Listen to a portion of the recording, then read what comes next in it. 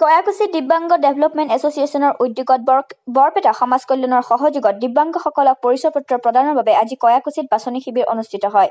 এছ'চিয়েশ্যনৰ সভাপতি আব্দুছ সত্তাৰে কয় যে গাঁওখনত বহুতো দিব্যাংগ ব্যক্তি আছে। তেনে ব্যক্তিসকলক সকাহ প্ৰদান কৰাৰ উদ্দেশ্যে আজি কয়াকুছিত চিকিৎসালয়ত দিব্যাংগসকলক চিনাক্ত প্ৰক্ৰিয়া কাৰ্যসূচী অনুষ্ঠিত কৰা হয়। উক্ত অনুষ্ঠানটি উদ্বোধন কৰে ডাঃ আব্দুল কুদ্দুছ সিকদাৰে। অনুষ্ঠানটোত বিভিন্ন দপ্তৰৰ চিকিৎসক উপস্থিত থাকে।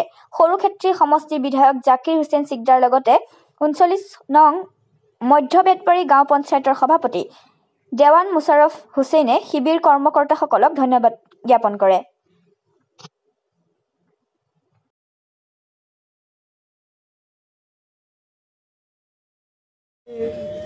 কয়াকুছি অঞ্চলৰ গোটেইখিনি মানুহে ইয়াত যিখিনি উপস্থিত হৈছে গোটেইখিনি পিছপৰা শ্ৰেণীৰ তাৰে আজিলৈকে 30% অশিক্ষিত বুলিয়ে আমি জানো।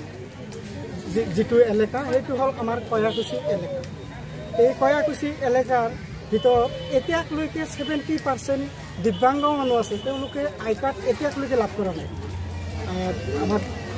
আমি যেতিয়া আমি এই কয়াকুছি দিব্যাংগ ডেভেলপমেণ্ট এছ'চিয়েশ্যন NGO গঠন কৰিলোঁ তাৰ আগতেই মনোভাৱ লৈছিলোঁ যে আমাৰ কয়াকুছি যে এতিয়ালৈকে 70% দিব্যাংগ ব্যক্তিসকলে আই কাৰ্ড লাভ কৰা নাই।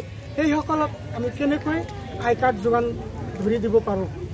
সেইকাৰণে আমি বৰপেটা ছ'চিয়েল ৱেলফেয়াৰৰ বিষয়ৰ লগত আলোচনা কৰিছোঁ। আমাৰ ADC বাইদেউ আমাৰ সমাজ কল্যাণ বিষয়া হিচাপে নিযুক্তি লাভ কৰিছিল।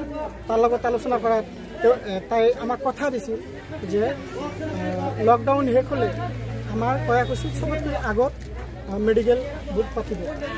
সেইটো আহি আমি আজিৰ তাৰিখত পাবলৈ সক্ষম হৈছোঁ।